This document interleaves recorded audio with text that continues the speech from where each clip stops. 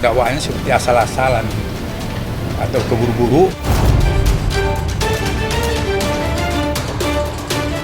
Belum juga berhasil mengupayakan Amar Zoni dihadirkan offline di persidangan, pihak Amar kini optimis dengan eksepsi yang diajukan akan diterima majelis hakim. Sidang lanjutan kasus dugaan pengedaran narkoba yang digelar di Pengadilan Negeri Jakarta Pusat kemarin menjadi momen Amar mengajukan pembelaan yang disampaikan oleh pihak pengacara. Sejatinya, eksepsi ini diajukan langsung oleh Amar, tapi lagi-lagi kendala Amar sebagai terdakwa di Nusa Kambangan serba terbatas. Eksepsi itu kan ada dua, ada yang dibuat terdakwa, ada yang kuasa hukum.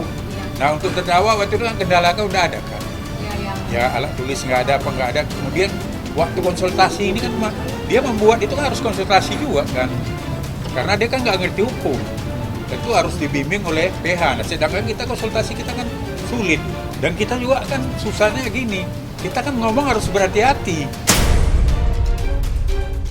Padahal kan undang-undang KUHP udah menjaminkan ngomongnya harus nyaman, bebas, rahasia, kemudian tanpa tekanan, merdeka. Nah ini bagaimana kita mau ngomong transparan dengan Amar? Kemudian masalah alat bukti, ya kan, alat bukti nggak bersesuaian antara penyidikan polisi dengan kemudian masalah penasihat hukum. Amar ini kan padahal kan udah punya penasihat hukum kita kan, nggak tahu malah ditunjuk orang lain yang dipaksakan. Padahal orang lain itu nggak pernah hadir pada waktu Amar diperiksa oleh penyidik. Nah ini kan cacat hukum juga, ini kan kita ajukan juga. Kita tengok dari persyaratan untuk dikabulkannya eksepsi ya sangat berpeluang besar juga.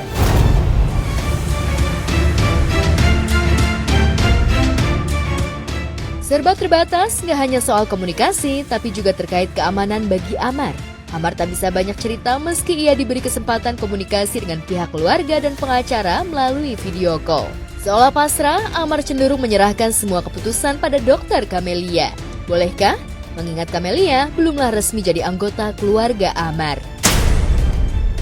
Komunikasi udah ada, cuma kita ini tidak bisa bebas. Kenapa?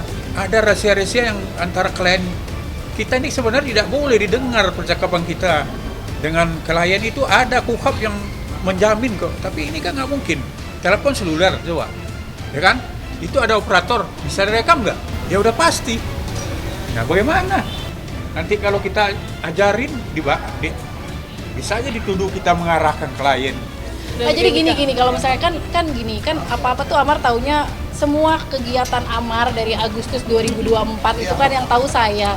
Jadi Amar tuh sangat percaya dengan kasus ini tuh keputusannya tuh di tangan saya, tapi saya tuh nggak bisa ngambil keputusan karena saya ini belum jadi istrinya Bang Amar gitu loh. Jadi itu yang sangat, jadi kayak mau video call ya saya nggak bisa karena saya bukan siapa-siapa Bang Amar. Nah itu yang maksudnya dia tuh kayak gitu, kenapa nggak nikah biar ada surat kakaknya, jadi aku yang ngajuin, maksudnya beliau tuh kayak gitu. Tapi kan ya nanti kan bisa lewat Adit lah atau lewat adiknya gitu. Jadi emang aku jujur serba terbatas untuk ngambil keputusan ini karena balik lagi aku belum jadi siapa-siapanya Bang Amar gitu. Tapi alhamdulillah adik-adiknya juga apapun keputusan aku pasti dia support kok. Adik-adiknya udah semua keputusannya ada di aku kok gitu. Mereka pada percaya sama aku gitu.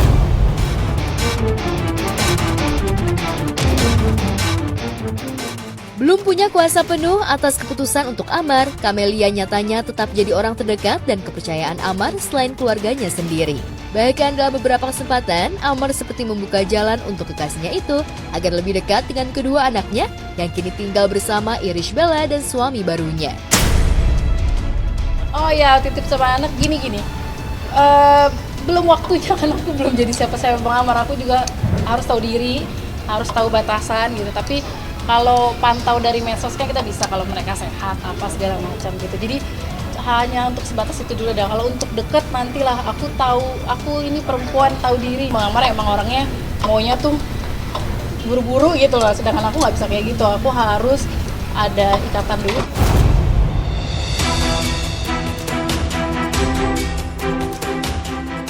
Enggan bermimpi terlalu jauh di tengah kasus yang masih melilit Amar Zoni, Dr. Camelia tetap menilai Amar sebagai orang baik. Menjadi tempat curhat terutama soal kerinduan Amar soal anak-anaknya, Dr. Camelia justru mendekatkan anaknya dengan Amar sebagai obat kangen Amar dengan anak kandungnya. Upaya obat kangen atau jangan-jangan langkah awal Camelia agar anaknya terbiasa dengan kehadiran Amar sebagai ayah sambungnya kelak? Kebetulan aku punya anak kan seumuran sama anaknya Bang Amar ya. Namanya juga hampir sama lagi. Awal-awalnya Bang Amar tuh minta anakku yang datang untuk ya mungkin ya melepas rindu kali ya. Aku sebenarnya agak, masa anakku dibawa ke sana gitu. Cuma setelah aku pikir-pikir, kasihan juga, ya udahlah akhirnya aku bawa, dan sekarang dia akrab banget sama anak aku. Jadi dia kalau video call anaknya tuh kadang sama aku suka cerita nggak pede, bapaknya masih kayak gini, tapi aku selalu udah nggak apa-apa gitu. Yang penting video call bilang lagi di mana.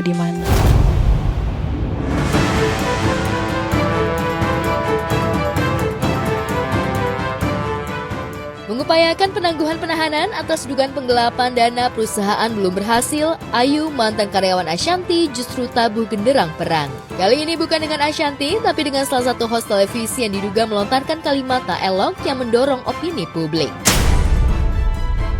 Melaporkan saudara inisialnya DP karena adanya dugaan tidak pidana ya pencemaran nama baik. Jadi Ayu tidak terima atas video tersebut pada saat si host, salah satu host itu menyampaikan udah maling meras. Nah itu kalimat itu yang menjadikan artinya dia siapa? Hati-hati, mulutmu harimaumu itu akan menjadikan suatu masalah ke depan.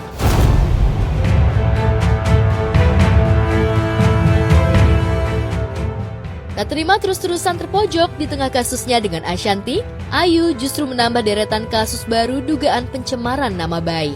Tidak takutkah Ayu kasusnya akan semakin rumit? Sebab dalam kesempatan yang sama, Ayu juga mengajukan pencabutan surat pernyataan yang sempat ia tanda tangani terkait ganti rugi sebesar 2 miliar rupiah. Kita menyerahkan salah satu surat pencabutan pernyataan yang pada saat itu dibuat oleh saudari Ayu dalam kondisi di bawah tekanan dan tidak dalam keadaan bebas. Hanya surat itu kita serahkan tadi ke penyidik ya. Betul. Dan diterima tadi juga ke SIUM untuk kasat. Ditulis 2 miliar itu dalam tekanan. Jadi tinggal tunggu nih pihak lawan atau pihak mereka tinggal tunggu.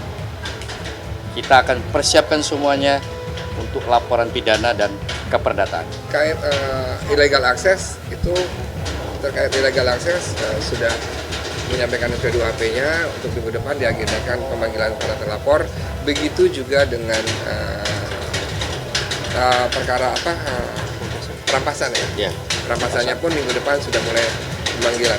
Orang tua pasti akan ngebelain anaknya ya, tapi aku juga nggak mau komen di situ karena aku juga belum lihat apa yang orang tuanya bicarakan. Yang jelas ya biarkan kuasa hukum aku yang mengawal kasus ini. Dari awal kami sudah mengharapkan itu ke Bu Ayu dan itu ranahnya perdata. Kalau ranah pidana ini adalah mengenai ketertiban umum. Makanya kalau dari Bu Ashanti sudah memaafkan, tapi pidana ini tetap bergulir. Untuk pencabutan kami rasa sudah solid untuk yang sudah penahanan ini, tapi untuk perkara lainnya kami tunggu kebijaksanaan dari Bu Ashanti sendiri.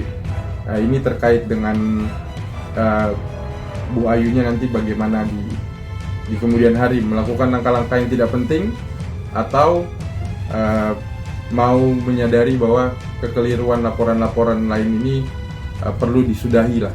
Bu Ashanti sudah memaafkan, sejak awal, tapi untuk damai belum ada instruksi ke kami.